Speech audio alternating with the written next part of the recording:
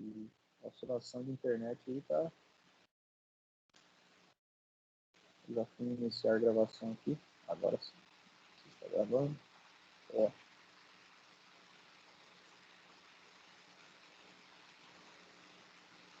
Vamos ver se eu consigo colocar em tela cheia aqui.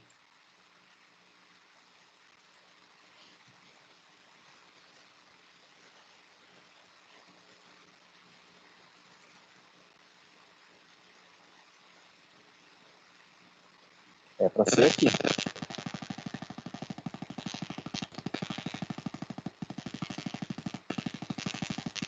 Opa, agora foi. Falo que esse meu computador tá louco, viu? Vamos ver se vai passar de imagem. Então, gurizada, o que vocês conhecem por elementos de apoio?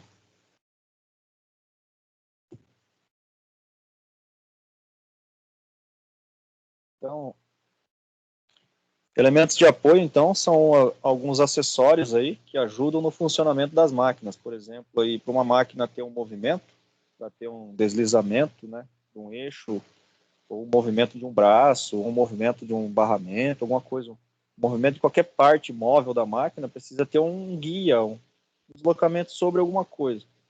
Então, essas partes aí, esses elementos de apoio de máquinas são o quê? Buchas, guias, rolamentos e mancais.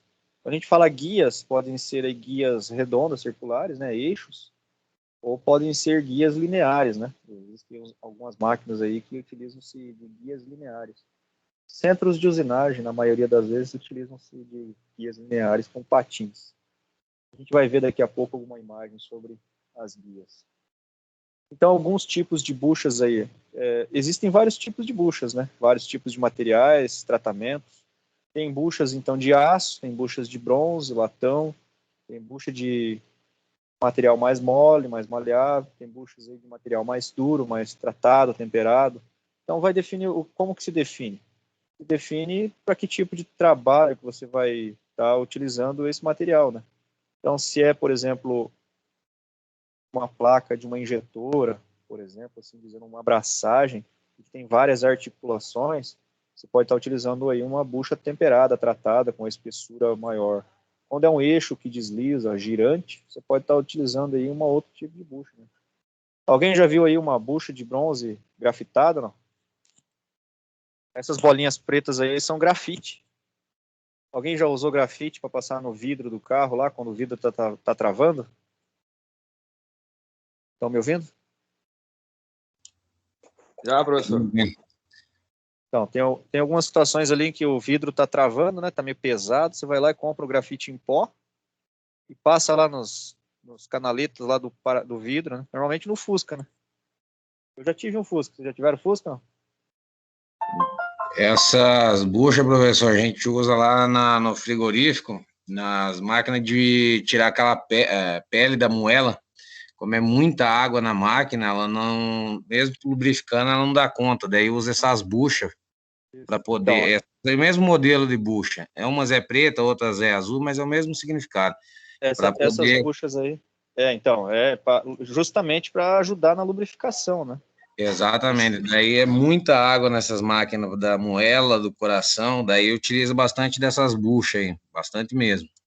Daí, em vez de você ficar colocando óleo, né, que não para lá por causa da água, utiliza a bucha com grafite. A partir do momento em que a máquina se movimenta, vai lubrificando com o grafite da própria bucha. Isso aí tem para vender já. Tipo assim, o material, você usina com as dimensões que você precisa, tanto interna como externamente. Então, esse é uma bucha, né? Uma bucha grafitada. Legal, bom exemplo aí. E as guias? A guia é um elemento de máquina que mantém um certo rigor na trajetória de determinadas peças. Vamos ver qual que é o próximo. Ah, tá. Guias, então. Guias de torno. Guia de um torno convencional, ou de uma fresadora, ou de uma mandrilhadora. Existem vários tipos de guia. A guia do torno, por exemplo, ela tem que estar retificada, o barramento, né? Está retificado, zerado. Não pode ter aí variação, porque senão, na hora de usinar a nossa peça, vai ficar cônica, né? Ou vai ficar balizada, ou vai trepidar da vibração, né, na usinagem. ferramenta pode quebrar se tiver folga entre o barramento ali e a parte móvel.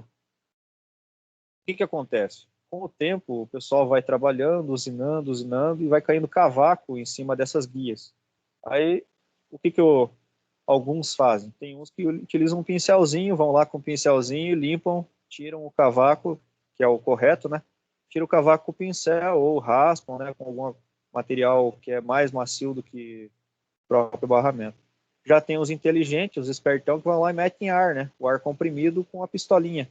Aí esse ar comprimido entra para dentro ali da parte onde desliza e esse cavaco fica ali travado dentro da onde vai deslizar entre o móvel e o barramento. Aí o que acontece? Esse cavaco vai esfregando, vai começando a dar um desgaste.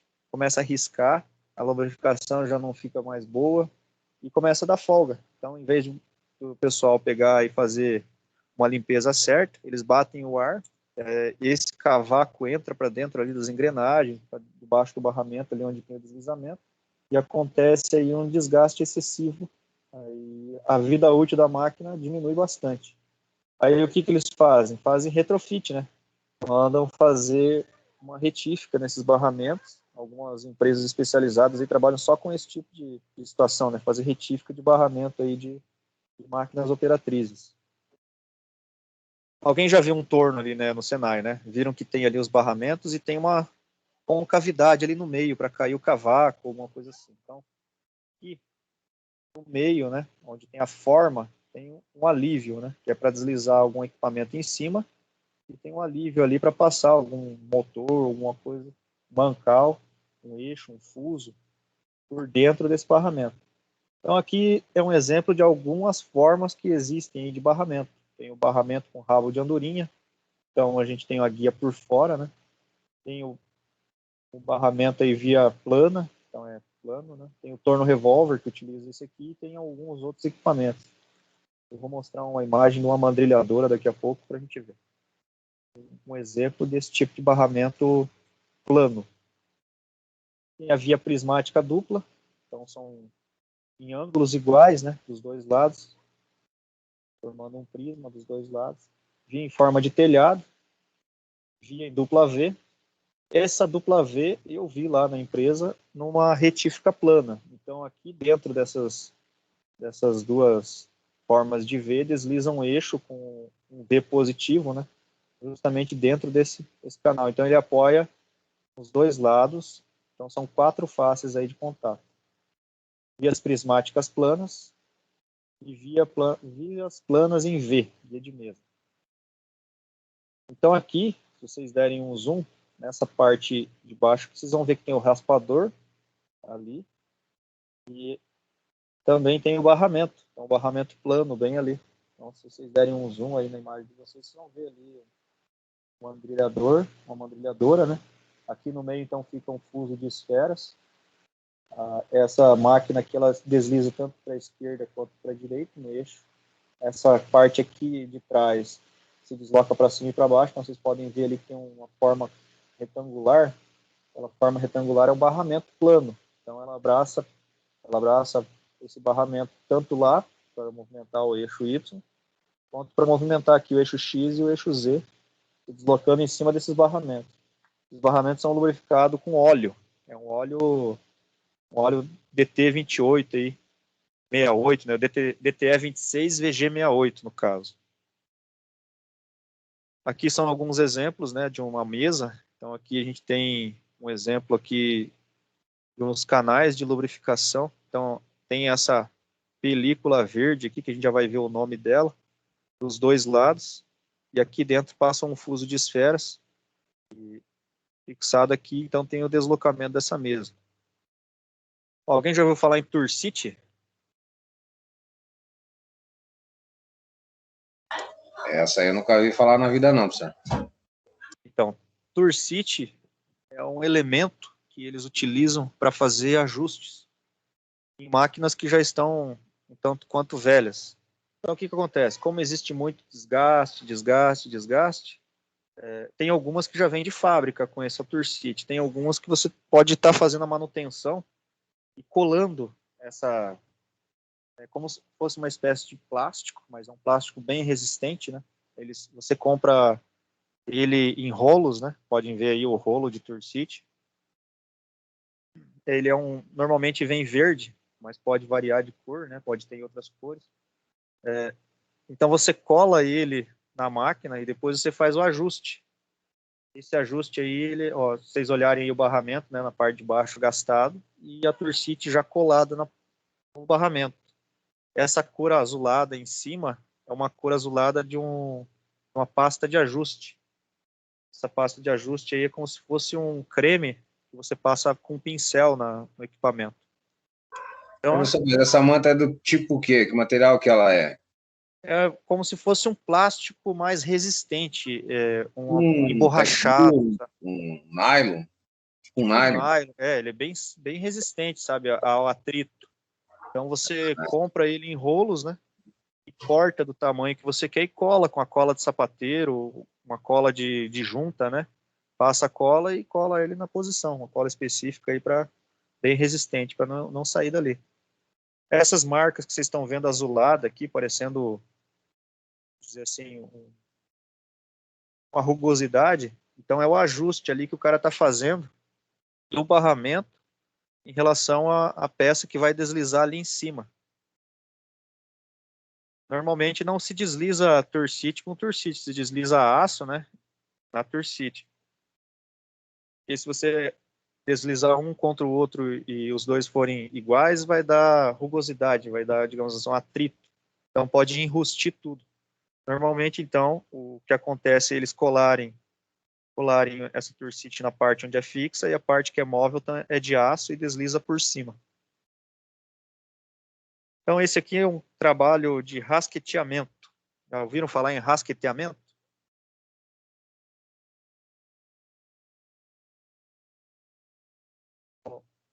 Hoje em dia é muito difícil ter um profissional bom aí que faça esse tipo de trabalho de rasqueteamento. Então esse trabalho é manual, tá ok? Ele é feito braçalmente. Então ele tira, digamos assim, algumas imperfeições da mesa, ou da mesa, ou de algum equipamento que precisa de uma planicidade. Tem dias aí que tem algumas pessoas que, quando fazem manutenção em máquina, através de rasqueteamento, ficam ali um dia, 2 dias, só fazendo esse ajuste manualmente. Então é como se fosse uma ferramenta, ver se tem alguma imagem aqui mais próxima. É como se fosse uma lima, só que a lima lisa, e na ponta dessa lima você tem uma ferramenta de metal duro. Opa, Durante quer falar alguma Esse coisa? rasqueteamento, professor, seria mais indicado quando você não dá para tirar a peça para ir para o torno, ou a peça não dá certo no torno? É, quando você, digamos assim, não pode estar tirando a peça da máquina, por exemplo, aqui, né? Aqui não tem como você tirar essa peça, vamos supor assim, uma mandrilhadora, por exemplo. Não, eu Olha o digo o tamanho. rasqueteamento ali, para o cara acertar a plenitude, deixar, tirar as imperfeições e tal. Qual situação que seria mais indicado? Aí depende de custo, né? Custo. Vamos supor, é mais barato você pagar um rasqueteamento para um profissional vir e dar um grau na tua mesa, vamos supor, aqui em cima, ou é mais barato você arrancar a sua mesa e mandar para uma empresa especializada. Isso seria uma situação. Outra situação é o que você falou. É uma forma geométrica muito grande, vai demandar uma dificuldade muito grande para a gente estar enviando ou tirando, ou não tem outro equipamento para pôr para fazer esse trabalho. Ou não tem garantia de que vai ficar bom, tem que fazer na mão. Então, são inúmeras as situações. Esse barramento aqui embaixo, vamos supor, como que você vai desmontar todo esse equipamento aqui e mandar para algum lugar para fazer uma retífica nesse barramento? Depois que ele estiver todo detonado, que você for fazer esse tipo de trabalho, então provavelmente você vai ter que fazer um rasqueteamento aqui manual no local, né? E também fica algum finalzinho de acabamento, né? Vamos supor, cara, se vocês olharem aqui na máquina, está preso uma ferramenta, provavelmente uma ferramenta de mandrilhar, né? Então é uma ferramenta aí que vai fazer o quê? Vai riscar mesmo. Querendo ou não, conforme a máquina, se ela tiver folga em algum outro eixo, vai ficar uma pressão de corte em cima da mesa. Essa pressão de corte tem que ser retirada, então, porque não pode ficar degrau.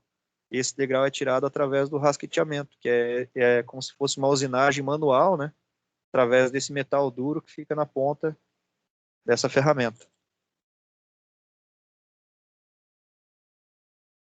Tranquilo? Estão conseguindo acompanhar? O que vocês estão vendo na frente de vocês aí na tela? Tursite, agora pasta de ajuste. Pasta de ajuste. É porque parece que travou aqui minha internet. Meu celular travou. Vamos ver aqui.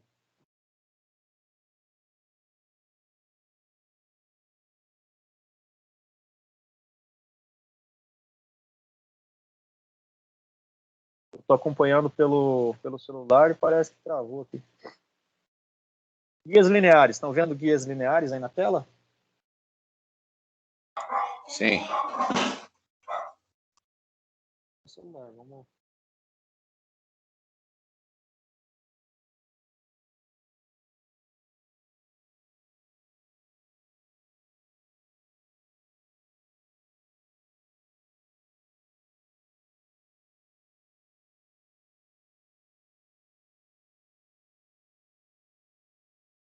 Sumiu, Jackson? Aí, Jackson.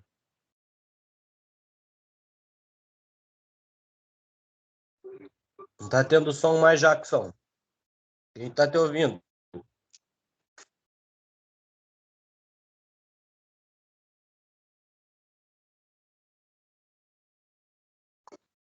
Alguém tá ouvindo o professor aí ou não? Não. Diego? Por aí? Não, tá sem áudio mesmo. Vou tentar colocar aqui. O professor ficou sem áudio, né? Eu acho que o dele tá travado e ele não colocou. Coloquei aqui sem áudio, professor. Coloquei no chat aqui para ver se ele consegue Opa, escutar nós. Voltou. Voltou. Eu parei aqui em guias lineares, né?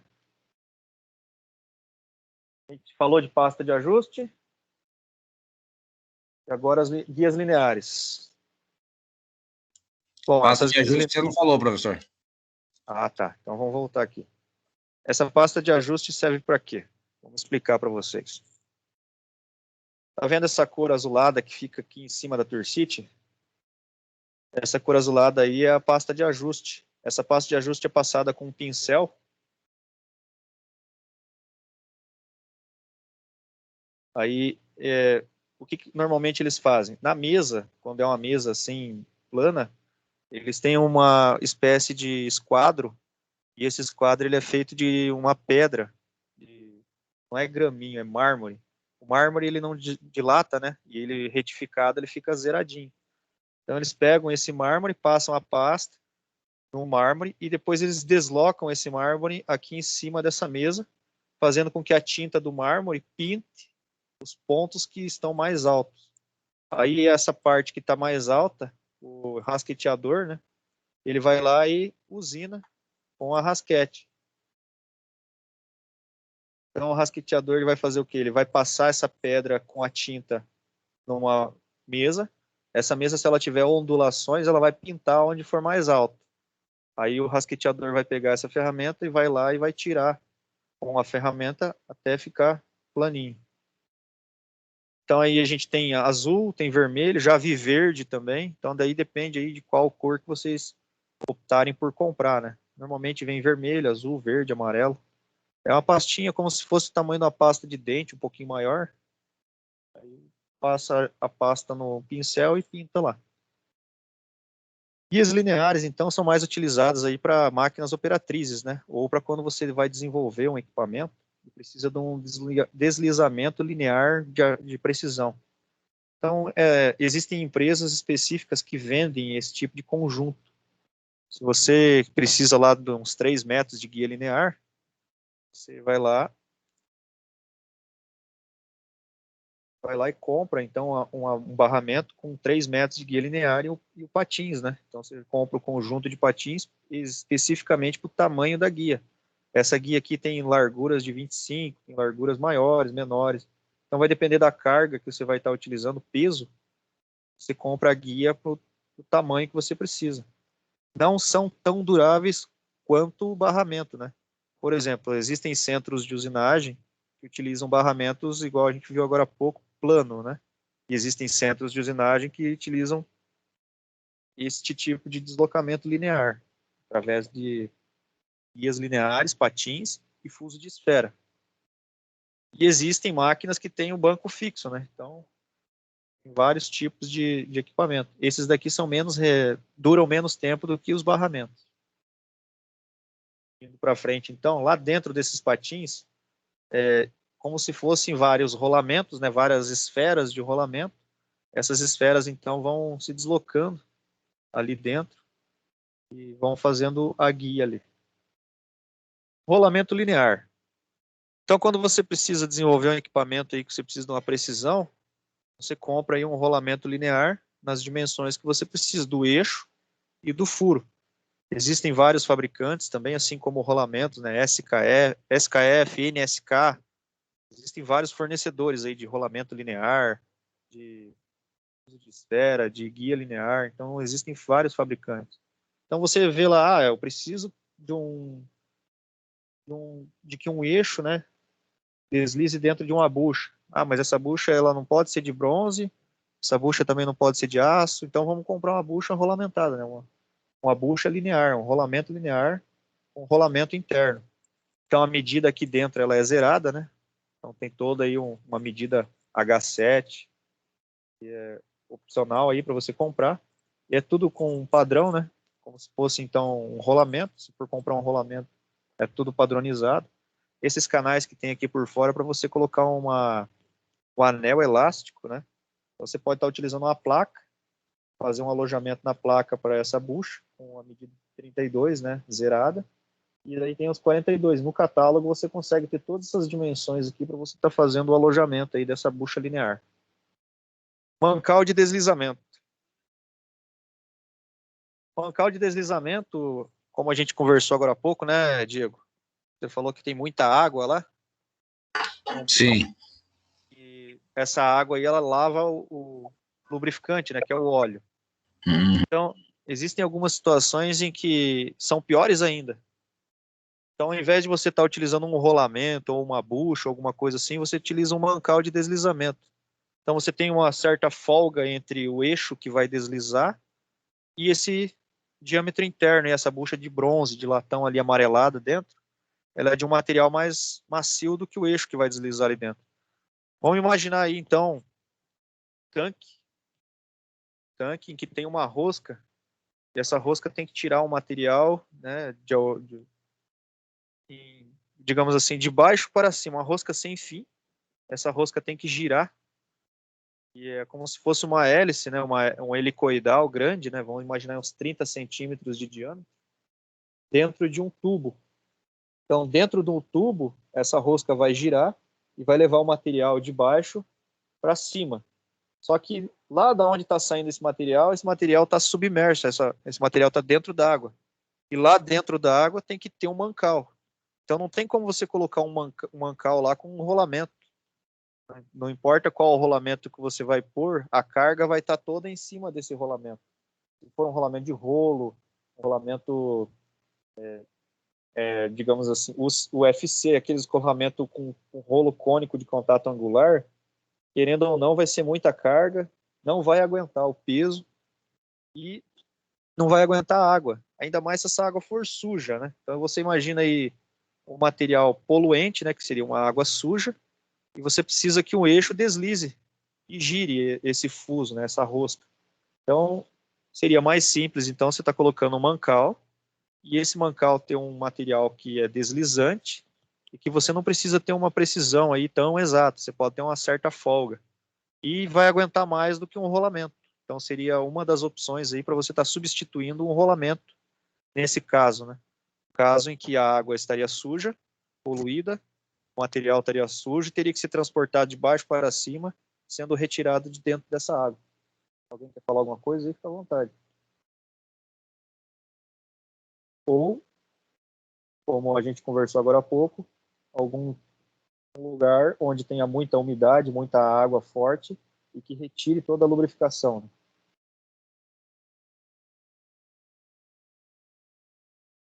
Tranquilo?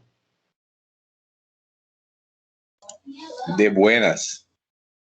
Todo mundo conseguiu entender o que é uma guia linear, o que é um barramento? O barramento tem que ser uma medida zerada, retificada, né? Filezinho, para não dar aí desalinhamento na usinagem, da máquina operatriz. Então vamos falar sobre rolamentos agora.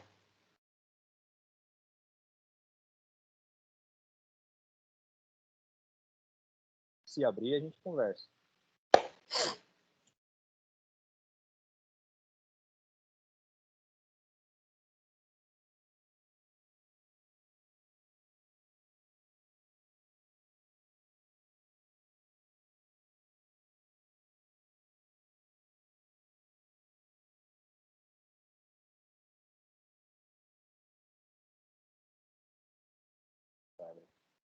Pá, parece que agora vai. Devagarzão, mas vai.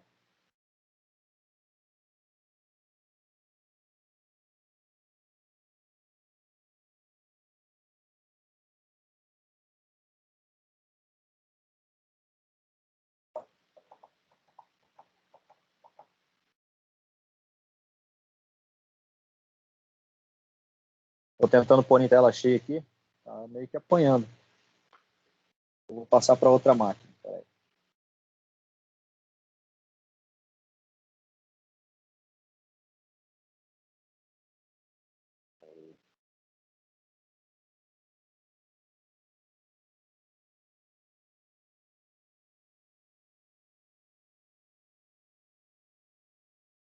Maravilha.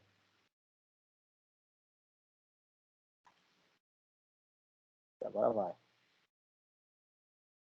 Vou colocar aqui. Certo.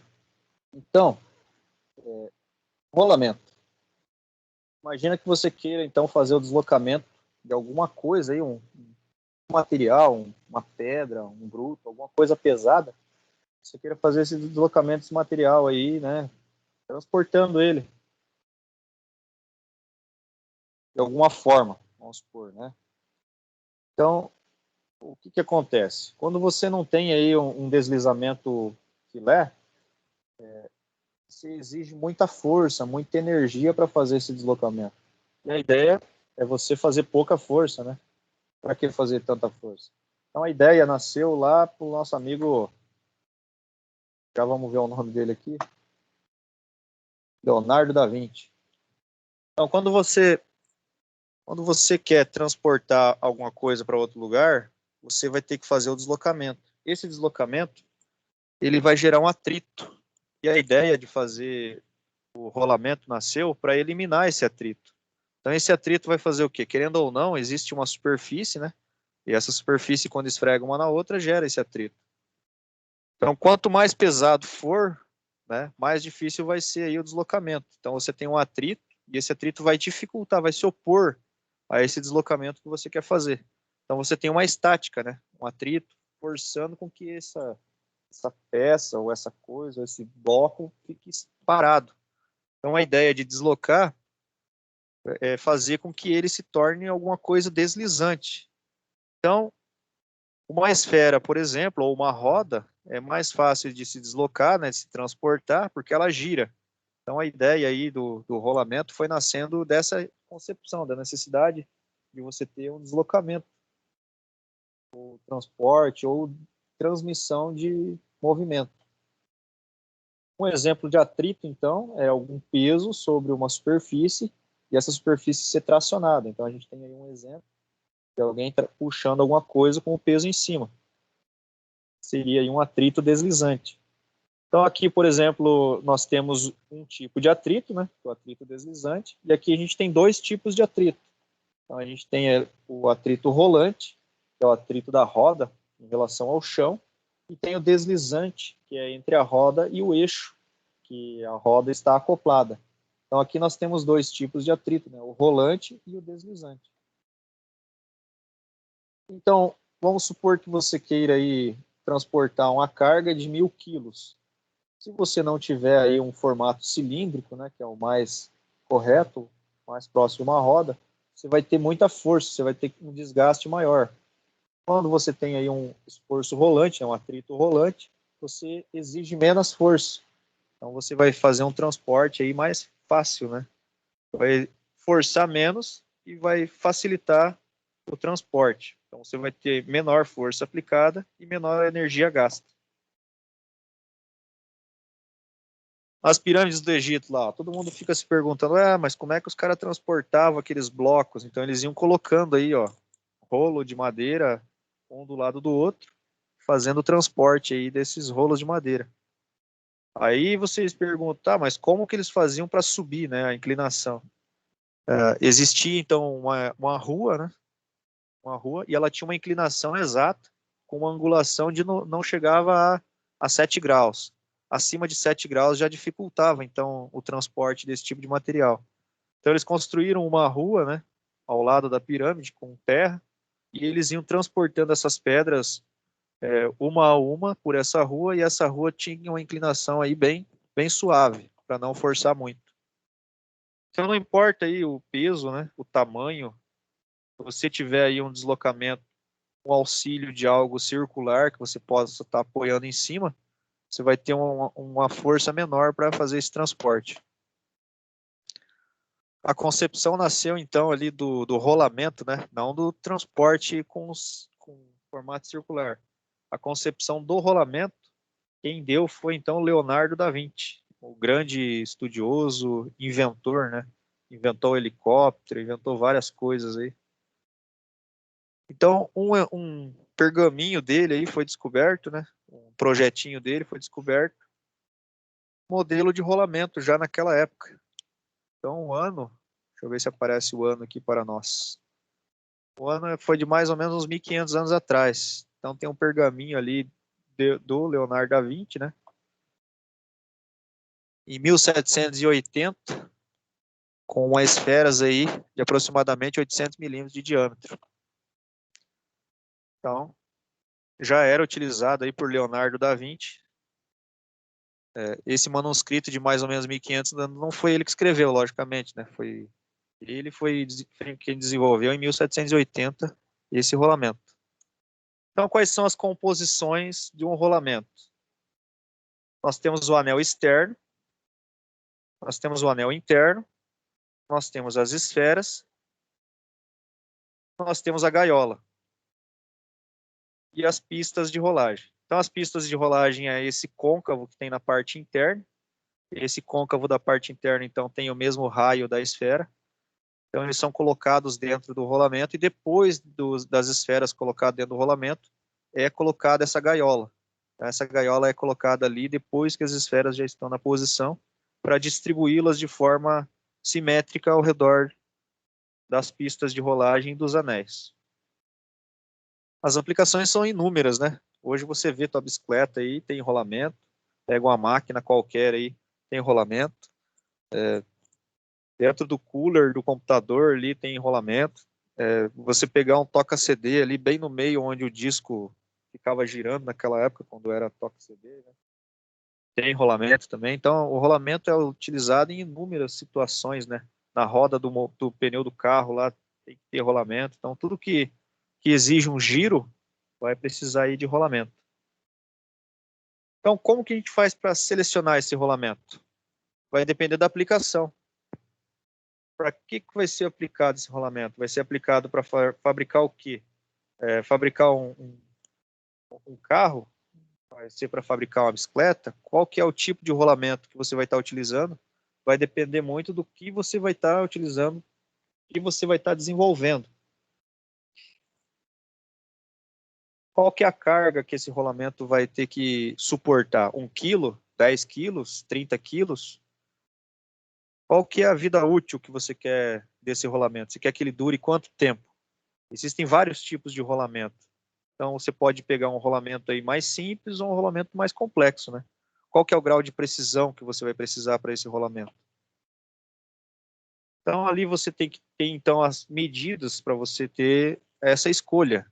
Então, ali nos anéis ali, né, do rolamento, normalmente vem gravado o número dele. Através desse número, no catálogo, a gente consegue estar achando as medidas desse rolamento. Então, temos ali então o diâmetro interno, que é o de D menor, né, o D minúsculo. O diâmetro externo, que é o D maiúsculo. A largura, que é o L. Tipo de solicitação. Número de carga e o número de rotação.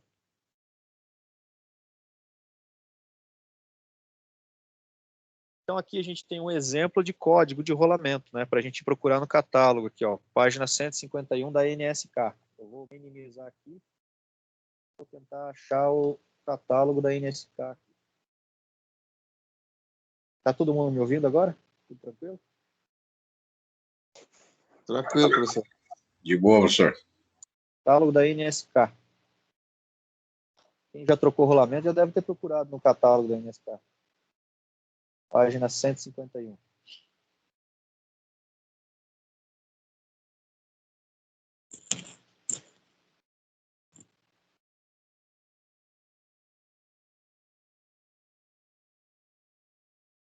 É um catálogo enorme, tem muitas páginas, vários tipos de rolamento, tem rolamento de tudo que é tipo vocês imaginarem, né? Esse é um dos fornecedores, fabricantes aí de rolamento, é NSK, SKF, entre outros, né?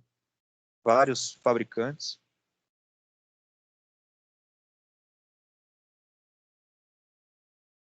Se vai abrir, já está quase 50%.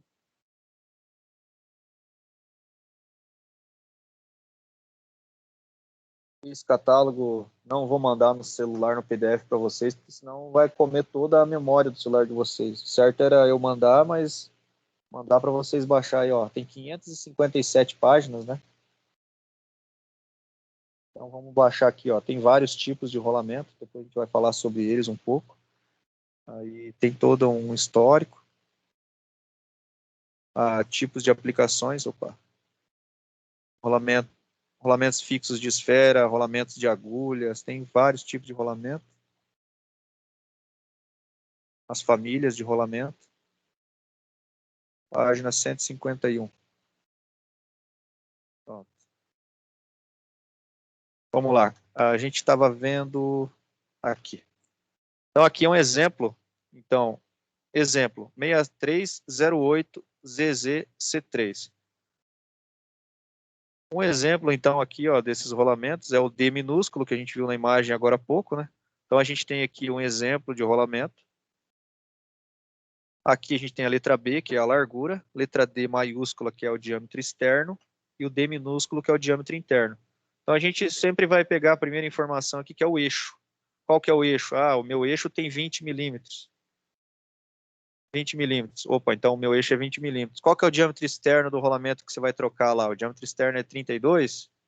É, 32. Qual que é a largura lá do teu rolamento? É 8, é 9, é 7? Então, isso tudo aqui, essas informações, cada tipo, tamanho de rolamento vai ter um código específico aqui no canto direito do catálogo, no caso, nessa situação desse catálogo. Por exemplo, vamos buscar um exemplo aqui, ó. Vamos pegar o diâmetro de 20, certo? Vamos pegar aqui 42, que é então o diâmetro externo. Ele vai ser então o rolamento 6004. Deixa eu dar um zoom. Vai ser um rolamento 6004. Então ele vai ter 20 no diâmetro interno, 42 no diâmetro externo e 12 de largura. Vai ser um rolamento 6004. Se vocês vierem aqui no Google e pesquisar aqui, ó, rolamento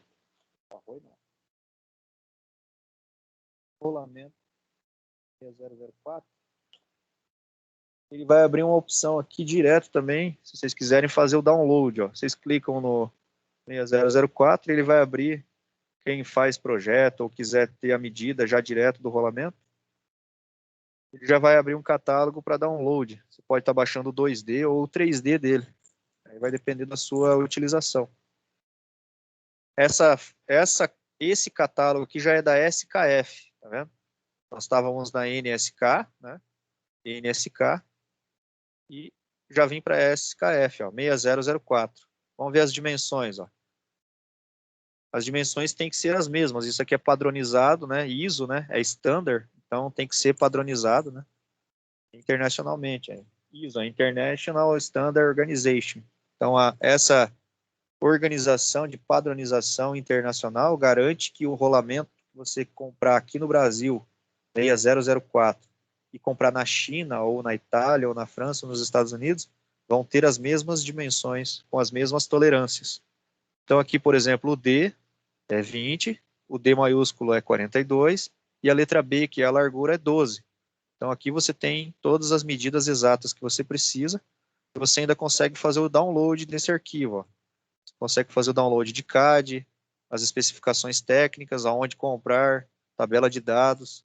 Então, tem tudo isso aí já no catálogo. Se vocês escolherem, por exemplo, qualquer outro rolamento aqui, por exemplo, 6800, ele vai aparecer, então, quem aqui? Vai ser o diâmetro menor de 10, maior 19 e largura de 3.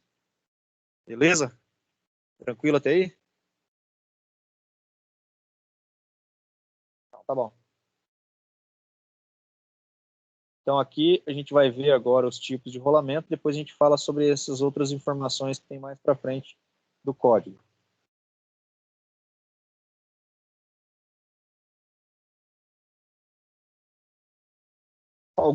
Alguns tipos de rolamento, tá? Não são todos. Esses daqui são alguns tipos de rolamento. Tanto que a gente já viu aquele agora há pouco, que é um rolamento linear, que é como se fosse uma bucha que você fixa através de anéis elásticos. Vou mostrar para vocês alguns exemplos. Então, aqui a gente tem um rolamento de esferas. É um rolamento de esfera com uma linha só. Só tem uma linha de esferas no rolamento. Então, outro tipo é de rolo, né? Então, rolamento de rolo. Rolamentos agulha, vai ver mais para frente, né? Um pouquinho mais sobre rolamento agulha. Rolamentos de rolos autocompensador e rolamentos de rolos cônicos. Então, esses aqui são alguns tipos de rolamento. Então, o rolamento de esferas, ele suporta uma carga radial, né? Suporta uma carga axial, não tão grande, a metade da carga radial. Ele suporta as dimensões, então ele tem boas dimensões, hein? Tem variados tamanhos aí no mercado que você pode estar comprando. E não pode trabalhar muito em ângulo, certo? Tem pouco ângulo. Rolos cilíndricos, então ele suporta uma alta carga radial, né? Pouca carga axial. Tem moderados dimensões, né? Rolamentos de agulha. Então ele suporta aí uma carga radial, né? Moderada, uma carga axial bem baixa. Tem poucas dimensões, não tem ângulo. Autocompensador de rolo cônico. Então ele suporta uma alta carga aí radial, uma moderada carga axial, tem várias dimensões no mercado e tem ângulo. De rolo cônico, então alta carga radial, um pouco maior do que a carga axial, né, do rolo cônico autocompensador. Então agora a gente vai ver os tamanhos, né? Tamanhos existem de vários, como a gente viu no catálogo agora há pouco, existem vários tamanhos de rolamento. Rapidinho. Opa, fala, meu querido. Valeu, obrigado. Era só para voltar na foto, só para me tirar uma dúvida aí, já tirei. Tudo certo, pode seguir. Segue o baile. Então existem vários tamanhos, né? Como a gente viu no catálogo agora há pouco, vários tamanhos de rolamento. Tem rolamento desde 5 milímetros pequenininho lá para equipamentos, né? Como por exemplo, como eu falei agora há pouco, né? O toca CD lá, precisa de um rolamentinho bem pequeno. Cooler ali a refrigeração do computador ali também tem um rolamentinho pequenininho. Então existem vários tamanhos. Aí agora a gente vai entrar naquela questão daquelas letrinhas que tem lá no catálogo. Vamos ver se eu consigo voltar lá no catálogo. Vou dar um S aqui, vou voltar lá no catálogo.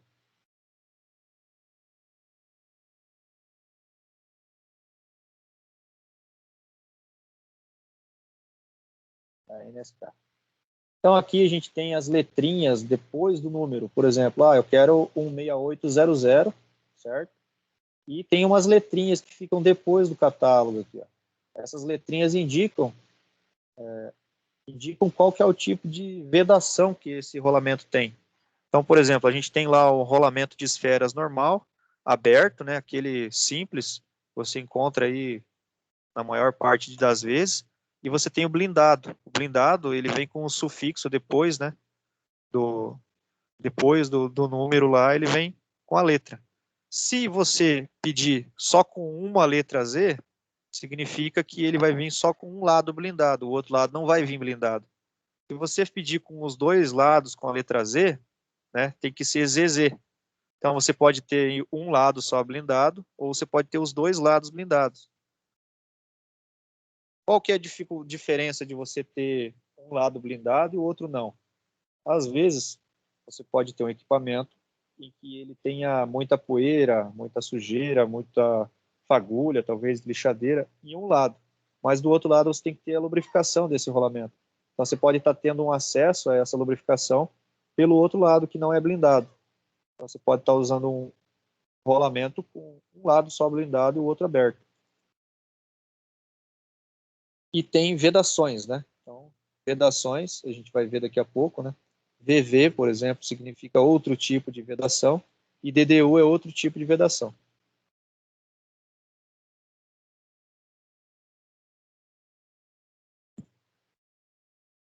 Rolamento blindado, então, né? Ele é como se fosse uma capa de metal. O rolamento recebe placas de aço inseridas sob pressão em ranhuras nos anéis interno e externo, especialmente projetadas para evitar que as placas sejam retiradas. Então, essas placas aí, elas têm uma dificuldade para você retirar.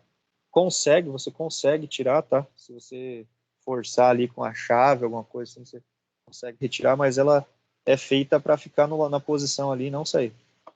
Mas ela não influencia no, digamos assim, no restante. Ela não vai estar em contato direto com as esferas ali. Tem uma certa folga entre essas chapas e as esferas. Rolamentos vedados, então, em aplicações onde tem-se muita poeira ou água, os rolamentos vedados são utilizados com a vedação auxiliar, onde deve ter ainda, então, a vedação principal no equipamento, como defletores, labirintos, retentores, etc. Normalmente, você tem um eixo. Esse eixo vai passar por um retentor.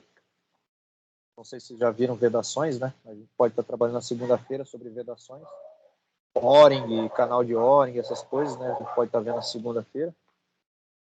Então, o que acontece? Você tem o eixo vai passar por um retentor e depois do retentor ainda vai ter o rolamento com a vedação, para tentar evitar ao máximo que essa água chegue até o rolamento, que é o que garante aí o giro, né, do teu eixo. Então, algumas situações aí. A origem foi uma necessidade, né? Necessidade do homem, né, em ter algo para facilitar aí o transporte, o movimento, né? O movimento, então, com o mínimo de força e energia gasto possível. Quem teve a concepção, então, foi o Leonardo da Vinci. E a aplicação ela é ampla e restrita, né? Ela não tem aí o que você imaginar, você pode estar utilizando o rolamento.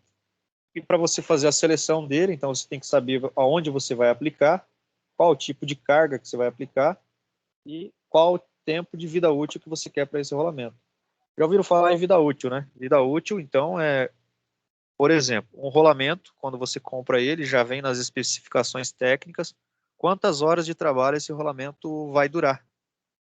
Isso aí já é pré-definido já pelo fabricante, através de testes em laboratórios. Por exemplo, já ouviram falar em manutenções preventivas, preditivas? Sim.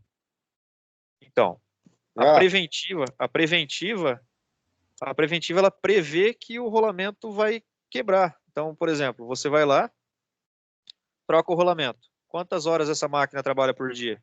8 horas. Quantos dias na semana? 5 dias. Então você vai calcular lá quantas horas esse rolamento trabalha na semana. Calcular aqui na calculadora. Então são 5 dias na semana vezes 8 horas. trabalha 40 horas na semana. Então, quantas 1.000 horas esse rolamento pode trabalhar? Aí você vai dividir lá e vai fazer no teu plano de preventiva, né? Lá no teu plano vai dizer, ó, no dia tal, do mês tal, do ano tal, tem que fazer a troca daquele rolamento. Tem situações em que vai durar mais? Tem situações em que vai durar mais. Mas aí você vai ter a preditiva, né? A manutenção preditiva é aquela que acompanha, faz o acompanhamento durante o funcionamento da máquina. Pode ser que dure menos? Pode ser que dure menos. Então tem todos aí, tem toda uma situação, né? Esse rolamento vai trabalhar em ambiente fechado, vai ter poeira, não vai? Ele vai trabalhar num ambiente limpo? Qual tipo de lubrificação?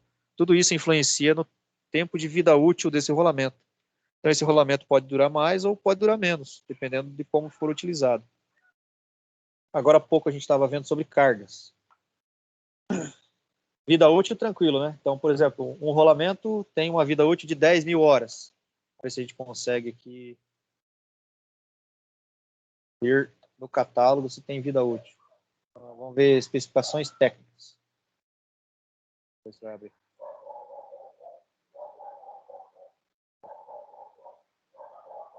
Os cachorros estão bravos lá fora.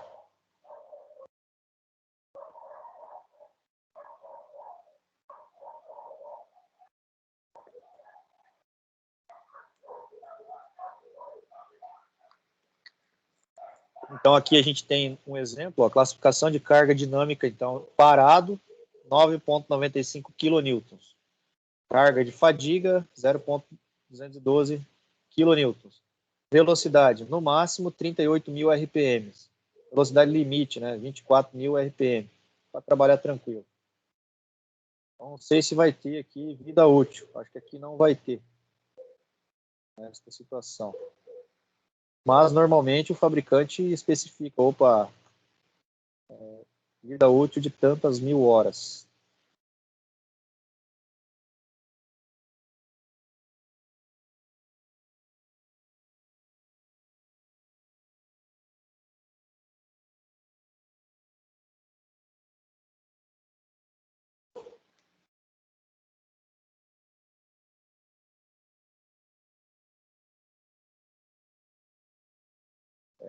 Nessa tabela aqui não vai ter, mas tudo bem. Vamos voltar lá para os nossos slides.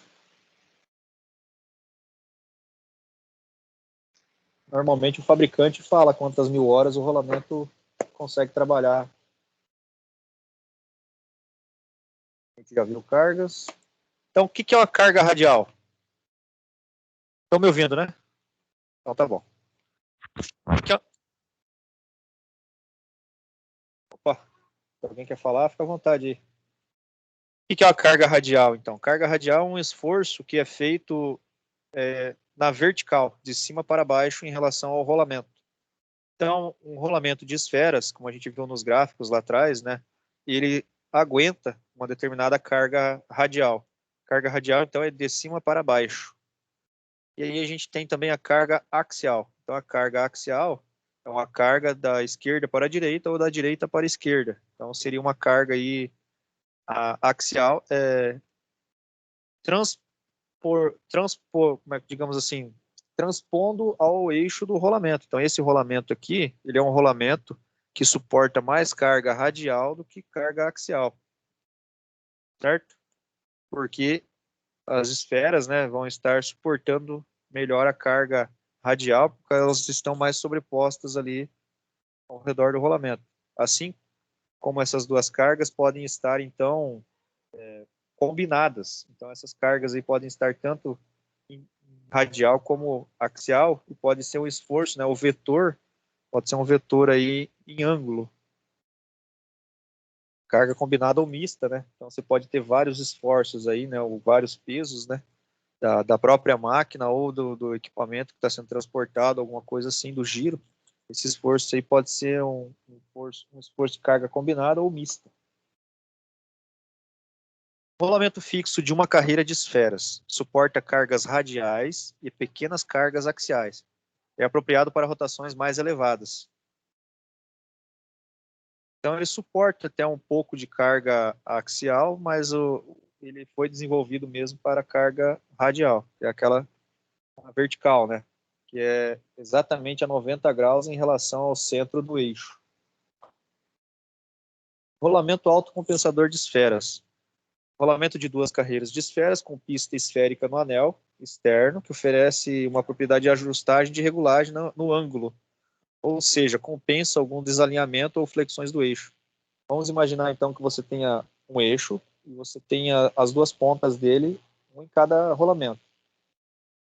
Se o alojamento do rolamento da direita tiver um pouquinho fora de centro do rolamento da esquerda, isso vai criar o quê? Vai criar um desalinhamento do fuso, do eixo, né?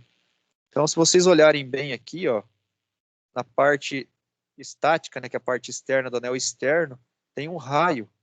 E esse raio aqui faz com que o anel interno se desloque, fazendo com que haja uma compensação no desalinhamento desse eixo.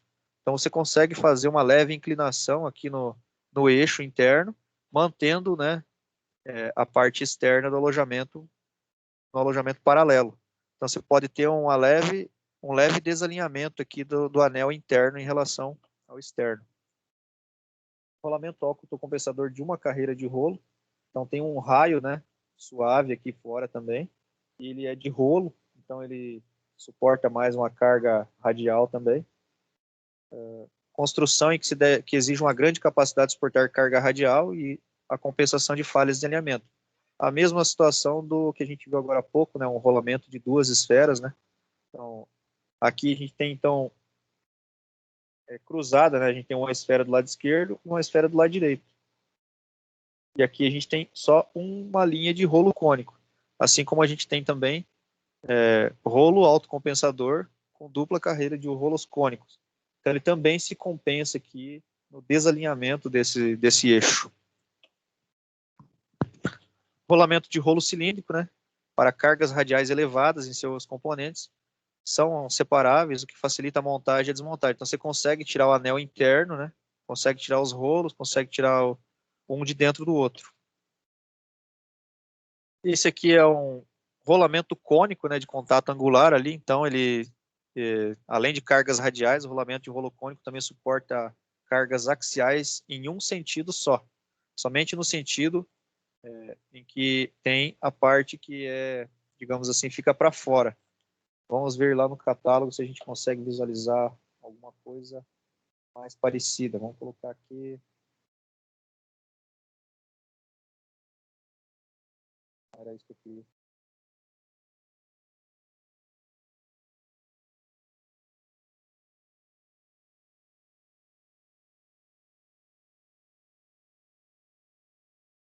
Agora travou tudo. Apertei para fazer o download. Quero fazer o download.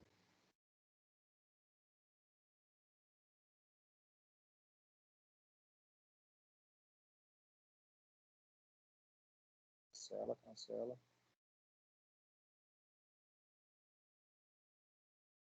Rolamento UCF, acho que é UCF, 214. Qual que é esse? Mais.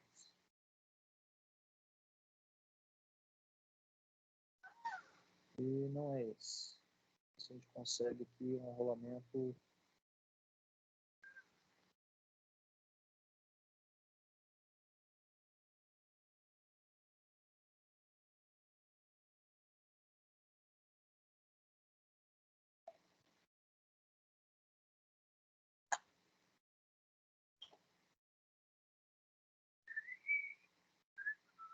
Vou colocar aqui rolamentos de rolos cônicos.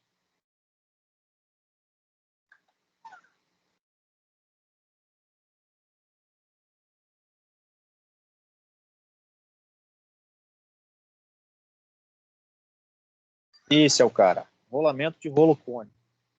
Vamos abrir uma imagem aqui. Ó. Vocês conseguem desmontar, né, a parte interna da parte externa facilmente. Ele já vem desmontado, na verdade. Então, quando ele chega, vocês vão ter que colocar, né, a parte interna dentro da parte externa e montar no eixo. Você consegue montar a parte interna, né, o anel interno no eixo e consegue montar digamos assim, o anel externo no alojamento. Então, essa parte que vai no eixo, ela tem digamos assim, um degrau. Vamos tentar abrir a imagem de uma nova guia.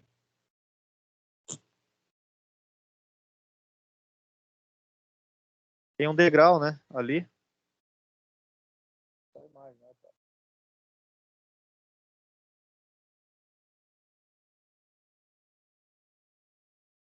Esse degrau, então, ele força, como ele é um contato angular, né, do rolo contra o anel interno e o anel externo, esse contato angular que a gente tem aqui, ele consegue suportar bastante carga axial, né, que é aquela carga que vem no mesmo sentido do eixo.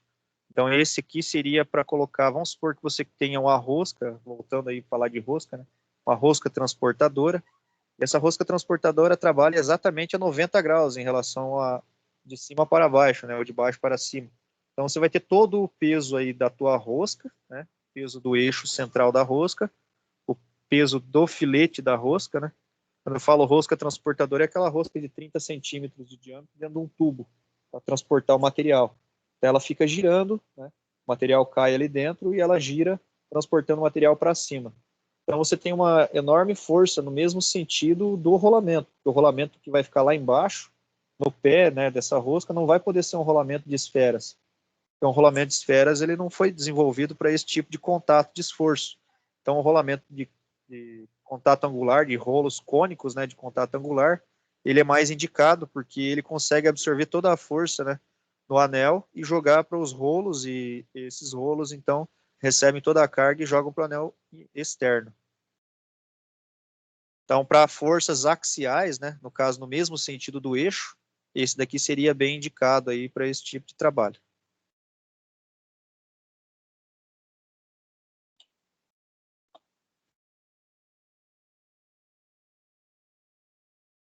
Rolamentos axiais. Então, rolamentos axiais suportam cargas axiais e não podem ser submetidos a cargas radiais.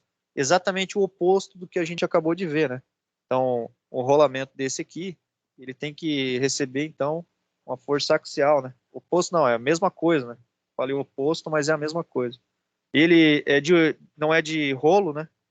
Ele é de esfera, então ele tem o mesmo trabalho. Então, o rolamento axial, tem uma imagem aqui, ele pode trabalhar, então, juntamente com outros rolamentos, né? Outros rolamentos. Então, aqui a gente tem um axial, que fica atrás, no contraponto do torno, fica atrás aqui de um outro rolamento de esferas, de duplo canal. Justamente para absorver o esforço que vem alinhado com o contraponto, né? Então, ele vai receber essa carga do esforço axial aqui, enquanto o outro rolamento, que é de duplo, carreira de esferas, ele vai fazer com que haja o giro. E aqui atrás a gente tem ainda mais um conjunto aqui de um rolamento de agulhas, que é um rolamento com vários rolos cônicos, mas são paralelos. E ali dentro, né, ao invés de ter um outro anel, ele tem vários rolos. Então eu falei o inverso, mas não é o inverso. Esse daqui é exatamente o mesmo tipo de trabalho desse com rolos cônicos, mas ao invés de ser rolo, é esfera. Tranquilo? Eu vou mandar para vocês 2 links, né, de vídeos. Esses vídeos aqui são de fabricação de rolamento. É bem interessante vocês verem esses vídeos aí. Bacana. Vocês estarem vendo aí alguns fornecedores. É em inglês, tá? Mas é mais interessante vocês verem os videozinhos do que... Opa, tem alguém querendo falar alguma coisa? Deixa eu ver. Tá tudo tranquilo aí?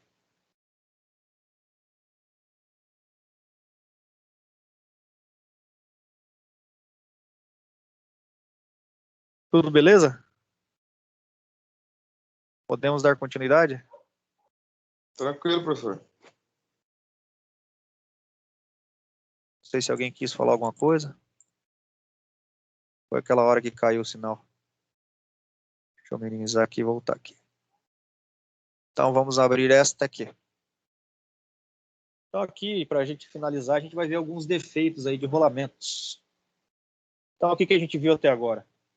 Guias lineares, rastreamento, passo de ajuste, a gente já falou sobre alguns tipos de rolamento, existem vários e inúmeros outros tipos de rolamento, além do que a gente já viu até agora, né? Tem de rolo cônico, tem o de agulha, Então, tem o de esfera, axial, radial.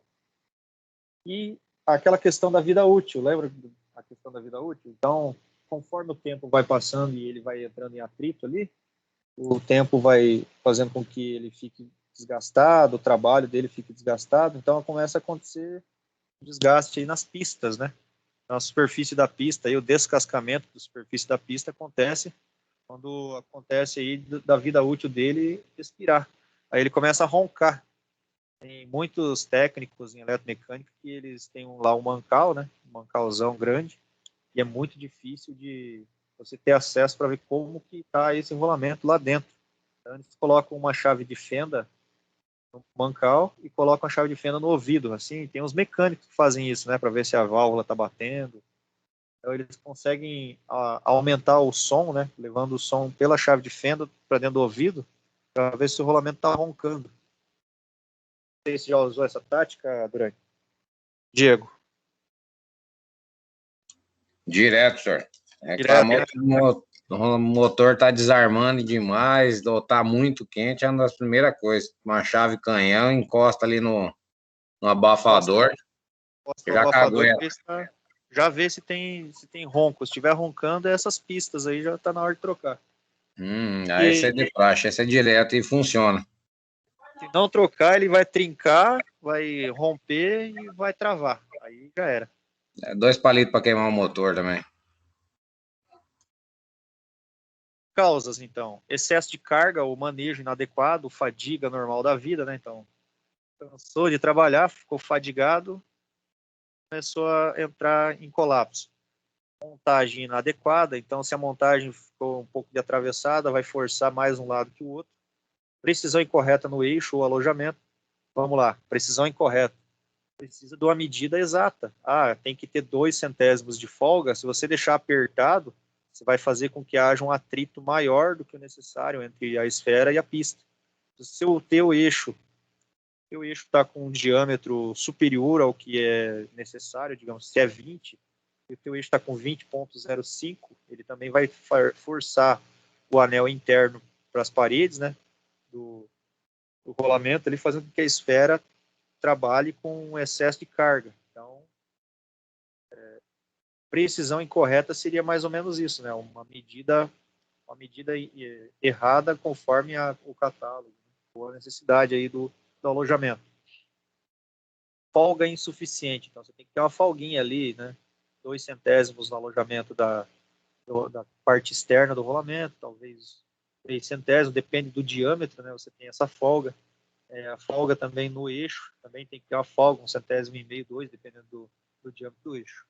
Contaminação, então, né, por materiais, né, pode ser aí algum material que oxida, um oxidante, um ácido, lubrificação inadequada, então, no caso, um local onde não consiga ter acesso para passar um óleozinho ou uma graxinha, né? Queda da dureza em razão das temperaturas altas anormais. Então, se o material ele é temperado, se ele trabalha em um ambiente que é muito quente, ele vai perdendo essa têmpera.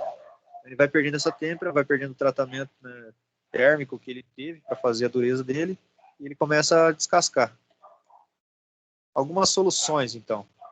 Tem que rever as condições de aplicação, selecionar um tipo diferente de rolamento, talvez lá tem que ser um blindado, né, para eliminar aquele óxido, aquele lubrificante errado, né. Às vezes o cara está utilizando um tipo de lubrificante e a indicação do fornecedor é outra. Reavaliar a folga, né, tem que ver lá se a folga está certa, se não tiver tem que refusinar o eixo, colocar um outro tipo de rolamento. Aumentar a precisão do eixo e do alojamento do rolamento. Rever os procedimentos de montagem, né? Talvez ali tem algumas situações em que os rolamentos trabalham a seco, certo? E o ar, ele tem umidade, e a nossa mão, né? Dependendo do dia e da situação, ela tem uma espécie de gordura, ou ácido, né? Tem uns caras que tem um ácido úrico. O cara vai montar lá o rolamento, monta o rolamento, e na hora de segurar lá no eixo, o cara segurou no eixo e deixou lá um pouco de ácido do próprio corpo no eixo. chegou a situação em que o cara não conseguia sacar esse rolamento mais, porque oxidou. O cara segurou com a mão lá, o tempo passou, foi oxidando com o ácido do cara no eixo, e o cara não conseguia mais tirar o rolamento justamente por causa que estava oxidado. Na hora da montagem, o cara não usou luva, digamos assim, ou não lubrificou o eixo para montar esse rolamento. Normalmente você faz o quê? Passa um óleozinho, né? Passa um óleozinho, uma graxinha e tal, bem, uma película bem fina, né? E daí você monta o teu rolamento. Se o rolamento for montado a seco, o eixo, corre o risco ali de ficar um pouco de óleo ali da mão, ou o ácido úrico do ser humano, oxidar e travar o rolamento no alojamento. Já aconteceu isso lá, Durante? De travar o rolamento, não queria sair nem com bomba. Tem que cortar na lixadeira ou esquentar no maçarico para ver se o abençoado desgruda. Em situações em que você arranca ele com o sacador de rolamento, mas não sai os dois anéis. Vai ter que arrancar o externo, meter a lixadeira no interno para conseguir sacar o bichão do lugar. Ele estoura o externo ali quando você está puxando com o sacador, daí você é obrigado depois a cortar na lixadeira. Aí quando corta na lixadeira, pedir para Deus que você não faça cagada para não ter que mandar pro torno para dar um passe. Quando tem espaço para você colocar a lixadeira, beleza. O problema é quando você não tem espaço para colocar a lixadeira, aí ferrou. Travamento. O rolamento se aquece e se descolora. Eventualmente, o rolamento trava. Então, quando ele aquece, perde a têmpera superficial, que é aquela nitretação ou tratamento térmico. Perde também aí a dureza e começa a descascar e trava. Causa, né? Folga insuficiente, incluindo folga que diminui em razão de deformações locais, lubrificação insuficiente ou imprópria, cargas excessivas, corpos rolantes afinados nas extremidades. Qual que é a solução? Revisar se a folga é apropriada, igual a gente viu antes, rever o tipo e a quantidade de lubrificação. Se você colocar muita graxa também no rolamento, você vai causar um aquecimento nele. Tem uma quantidade certa de graxa. Se você estiver colocando muita graxa, você também vai causar um aquecimento. Ainda mais se esses rolamentos trabalham no local fechado. E você lubrifica ele só uma vez. Não adianta você pegar, colocar o rolamento e meter graxa lá dentro. Você tem que saber uma quantidade de graxa aí que seja suficiente. Imagina então dois rolamentos, um par de rolamentos colocados um do lado do outro, e eles trabalham fechado, dentro de um local fechado.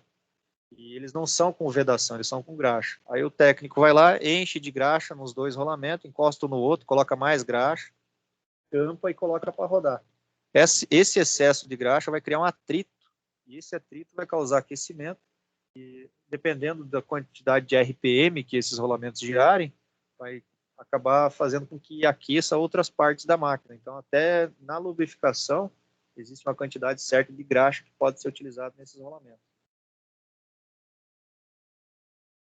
Aqui a gente tem alguns exemplos, né, de trinca. Aparecem pequenas trincas, os lascamentos, né. As causas são muita carga, né, ou choque. Como eles são temperados, eles ficam secos. Dependendo da pancada que eles levarem, eles quebram. Formação de grandes descascamentos, formação de descascamento por atrito, encosto, manejo inadequado. Na hora de colocar, o cara bateu muito forte, trincou, mas não chegou a quebrar. Depois, quando ele vai trabalhando, trepidando, ele racha e rompe de vez.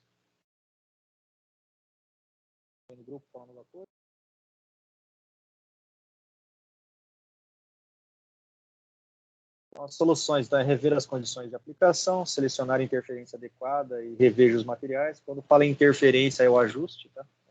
Se é com interferência ou com folga. Melhorar os procedimentos de montagem. Você nunca pode chegar no rolamento e meter um martelo seco em cima. Você tem que pegar um pedaço de material mais macio do que o rolamento.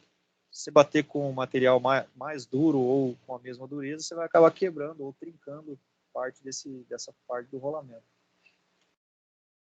Então aqui a gente tem dois exemplos, né? Os rebites ali que seguram as agulhas podem quebrar, né? Ou a gaiola que segura as esferas pode estar quebrando também. Então, carga de momento, então é uma torção, né? O momento é um esforço de torção, pode causar. altas rotações, o excesso da variação da rotação. Uma hora está 10.000 RPM, outra hora está 5 RPM. Lubrificação inadequada, impacto com objetos estranhos, vibração excessiva. Se o eixo está desbalanceado, vai causar uma vibração, isso aí pode causar, então, a quebra da gaiola. Montagem inadequada, desalinhada, aumento anormal da temperatura. Se a gaiola for de plástico, então ela vai derreter. Né? Então, soluções, então, rever aí as condições da aplicação, reavaliar as condições de lubrificação, tipo de gaiola, né? Talvez, em vez de você estar utilizando uma gaiola de plástico, usar uma gaiola de metal ou de bronze. Ter mais cuidado no manejo do rolamento, avaliar a rigidez do eixo e do alojamento. A abrasão, né, padrão de desgaste. A abrasão ou padrão de desgaste irregular deixado pelos corpos rolantes ao longo de suas superfícies ou pistas. Então, conforme ele vai trabalhando, chega no final da vida útil, está na hora de trocar, e ele vai começar pelo atrito, né, entre o rolo e o anel, vai começar a gerar aí, então, esse atrito e descascamento. Manchas e asperezas superficiais. A superfície se torna áspera e se formam pequenos depósitos. O desgaste abrasivo geralmente se refere às asperezas da borda da pista ou das faces do rolo. Lubrificação inadequada seria uma das causas, né? Presença de partículas estranhas. Então, no rebolo, aí, não sei se já chegaram a trabalhar com rebolo ali para afiar a ferramenta. Você tem ali 2 rolamentos, né? Nos 2 lados. E esses rolamentos recebem direto o pó desse rebolo. Você vai lá, afia uma ferramenta, o pó fica no ar, o rebolo está girando, acaba o pozinho entrando lá dentro, né, do rolamento, e o rolamento começa a trabalhar e esse pó de rebolo, diamantado ou de metal duro, começa a fazer parte ali dentro do giro, começa a criar uma abrasividade. Então, cria uma rugosidade, né, e ali normalmente não é lubrificado, é um local onde não tem ponto de acesso para lubrificação. Então você tem que ir de tempos em tempos estar desmontando o rebolo e trocando esses rolamentos ali, justamente porque eles entram em contato com esse pó, e esse pó é abrasivo e ele detona aí com a parte interna do rolamento. Oxidação e corrosão. A superfície se torna parcial ou totalmente oxidada e ocasionalmente o óxido também se apresenta ao longo das linhas do passo dos corpos rolantes. Então aqui vocês estão vendo algumas manchas, aquelas manchas ali é devido a algum tipo de material oxidante, né, que acaba fazendo aí essas manchas e descascamento aí do rolamento.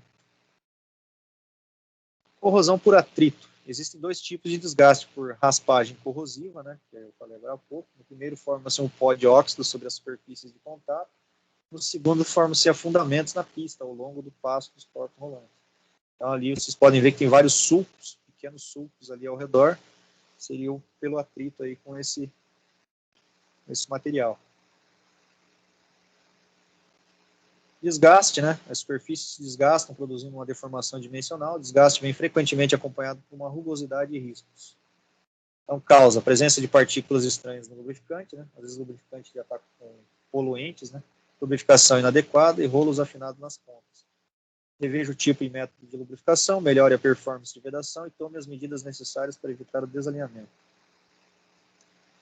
Corrosão eletrolítica, formação de afundamentos marcas sob as pistas, afundamentos se transformam gradualmente em ondulações. Vamos ver o que mais que a gente tem aqui.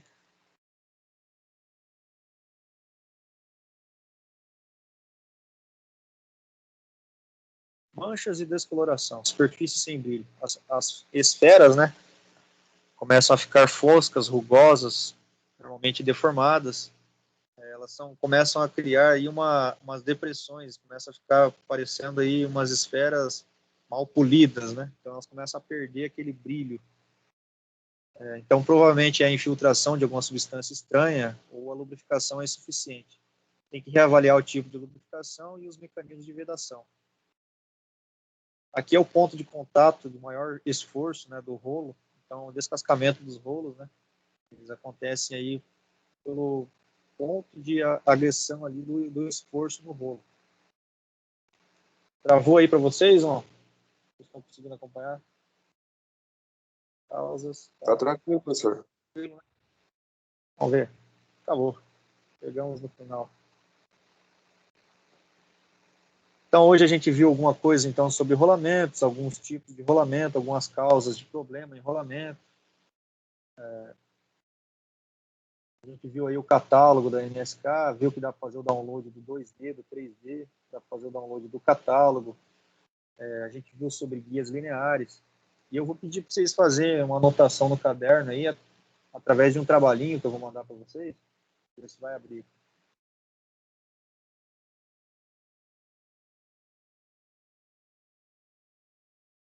Pior que é 9 horas já, cara. Passou rápido, hein? Eu vou finalizar a nossa gravação aqui.